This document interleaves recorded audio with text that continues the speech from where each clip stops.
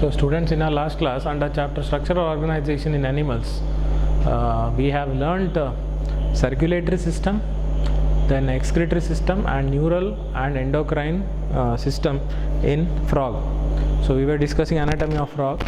The last two parts of anatomy I have to discuss, that is sense organs in frog. What kind of sense organs are there to sense the environment? Like we also have 5 sense organs, no, same like that. What kind of sense organs are there in frog, we will discuss. Then we should also discuss a reproductive system in frog. Okay, so what kind of sense organs in frog?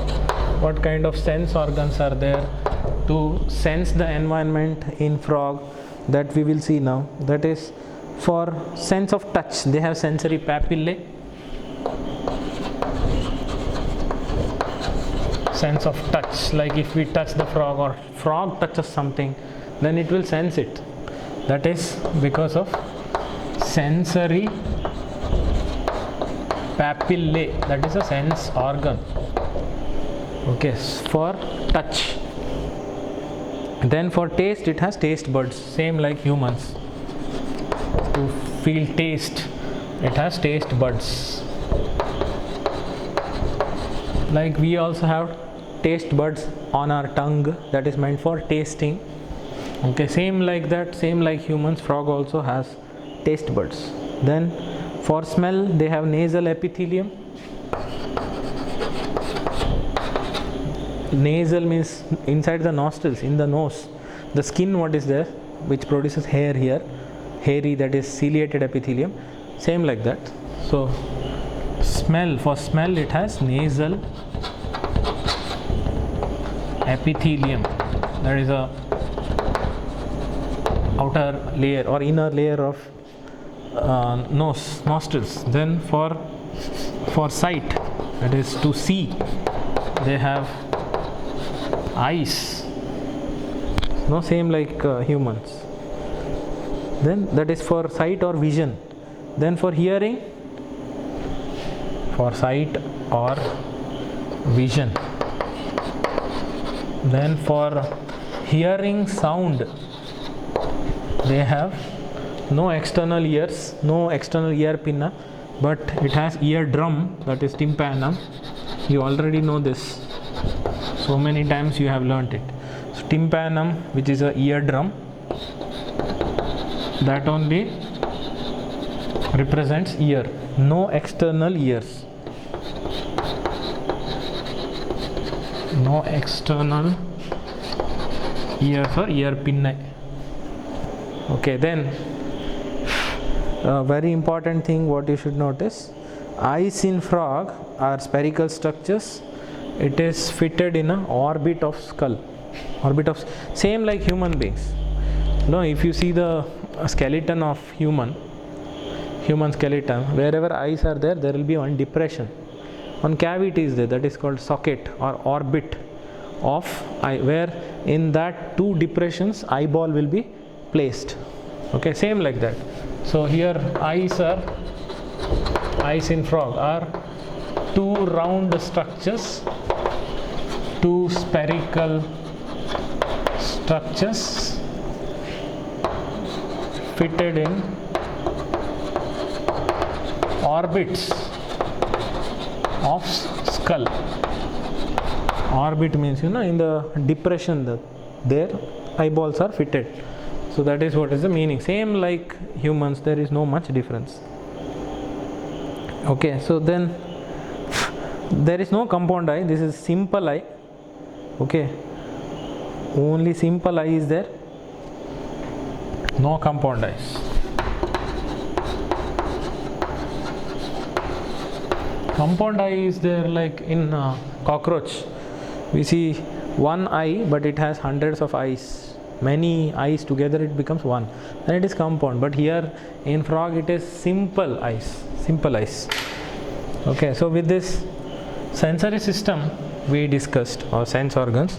Now last part of this anatomy of frog, that is reproductive system in frog.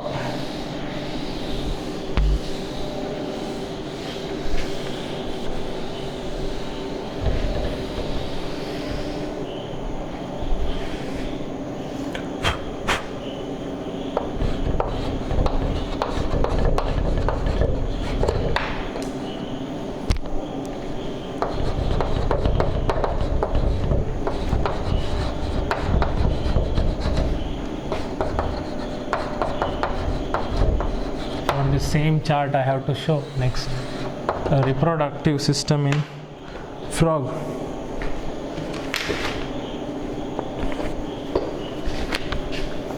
You can see reproductive system here. I think slightly I have to zoom it. Actually it is visible, no need to zoom, but also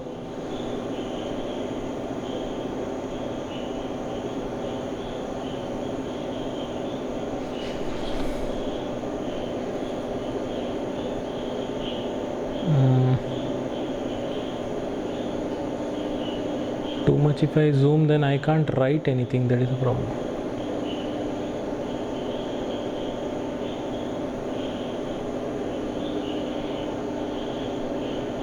Yeah, I think now it is enough. Some space I need for writing also. Okay, you can see this is the reproductive system in frog. This side, left side, what you see, that is male reproductive system, and this is female reproductive system. Difference is there, okay, with respect to structure also. Okay, then you see that one yellowish part is there, that is testis in male reproductive system. This is male reproductive system. Testis is there, which is oval. This, what you see, looks like a potato, no? That yellowish oval structure. Not this. This is kidney. These two are kidney. Okay, this I am talking about. So testis, this oval structure attached to kidney.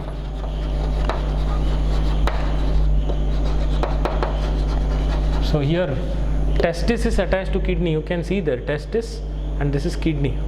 This long brown color structure is kidney, and this yellow color part is testis. Testis is attached to kidney with the help of double fold of peritoneum layer.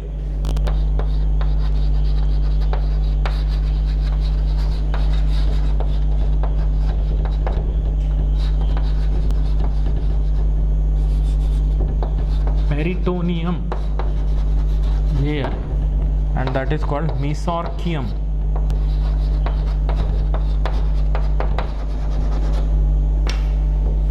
Very important. This is very simple. See, this is testis and this is kidney. Testis is attached to kidney with the help of double fold. Two folds are there. Double fold of peritoneum layer. That is one kind of layer, okay, like a muscular flap. So with that, the testis is attached to kidney. So double fold of peritoneum layer, and that is called mesorchium. Mesorchium is attachment between testis and kidney. Okay, then testis produces sperms, and sperms will pass through vasa efferentia. See there, vasa efferentia. 10 to 12 tubes will be there. 10 to 12 tubes. See, I have written here, but you can't see. I have written mesorchium there, you can't see. That is a problem. If I zoom it, this is the problem. See, I have written mesorchium there. So I'll bring slightly downwards. Yes. Actually, I can zoom. Yes.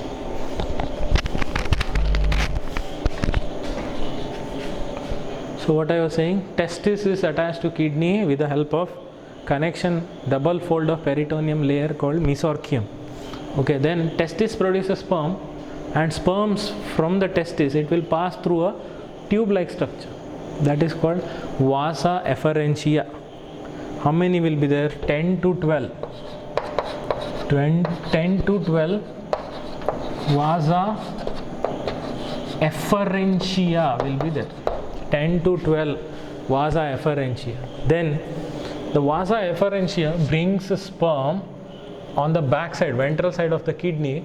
There is a tube called Bidder's canal. Very important, huh? Bidder's canal. This is not a single word, two separate words.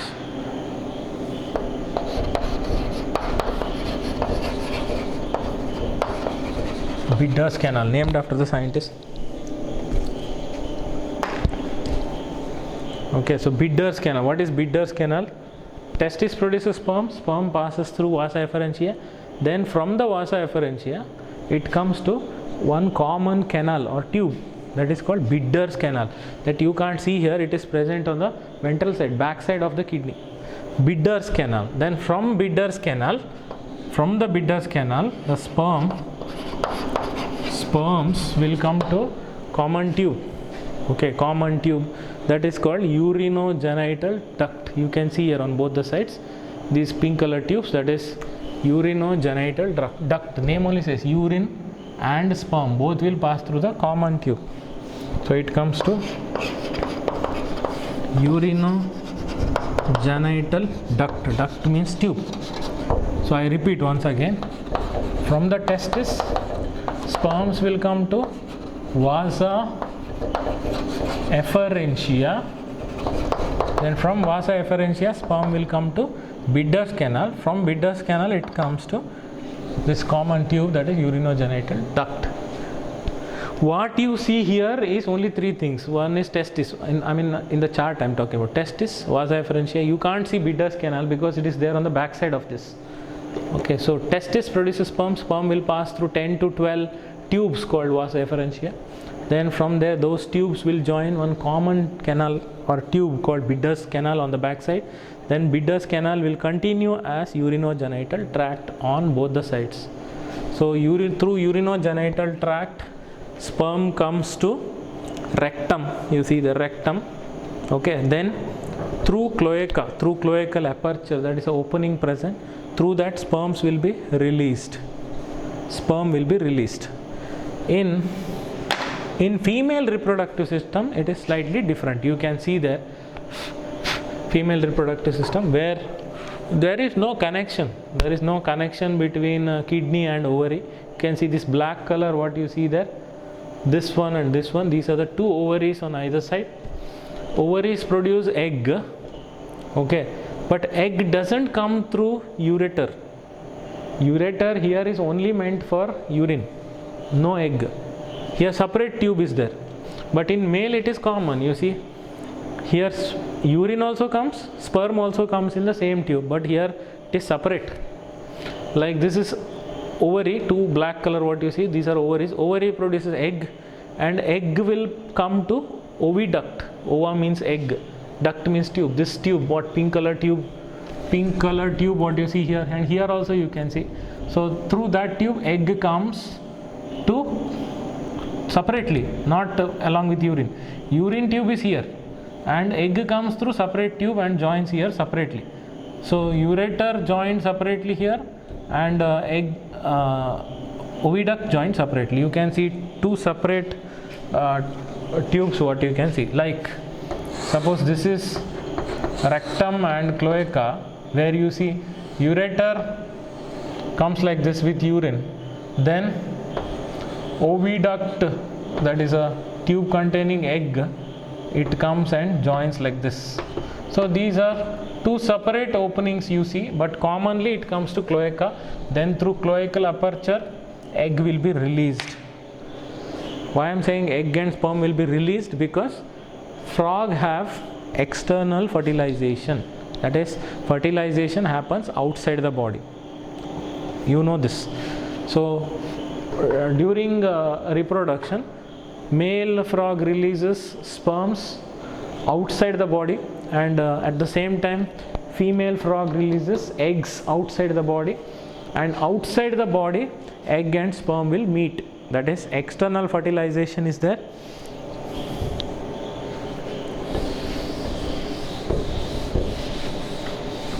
Then larva is there called tadpole larva, that also we will see.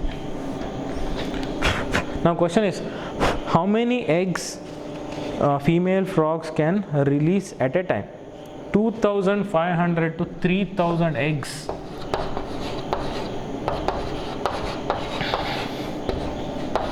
(2,500 to 3,000) ova or eggs female frog can release at a time, means at once. Once female frog releases eggs, it will be 2500 to 3000 eggs. Okay, so reproductive rate is very high, means frog can produce 2500 to 3000 offsprings, no, at a time. So 2500 to 3000 ova or eggs will be released. So fertilization happens outside the body, so it is called, in a water medium it happens. Fertilization happens in the water. So in water medium, not on land, it happens in water medium. Then fertilization is external, meaning happens outside the body, where sperm and egg meets outside the body, that is called external fertilization. Fertilization external.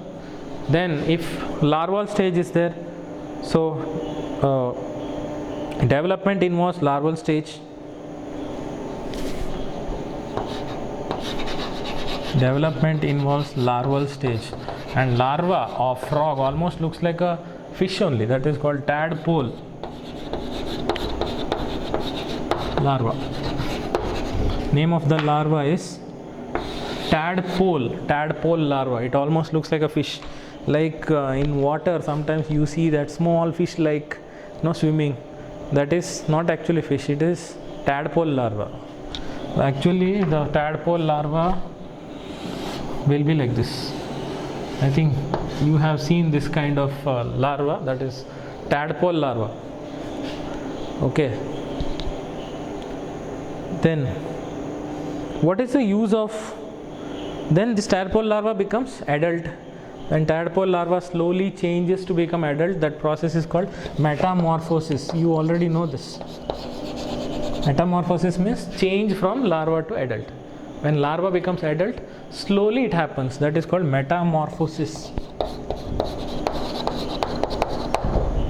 Even in other animals also, like in insects especially, in butterflies and all, it is called metamorphosis only. Then last part of this chapter is use of frog. What is the use of frog? Importance.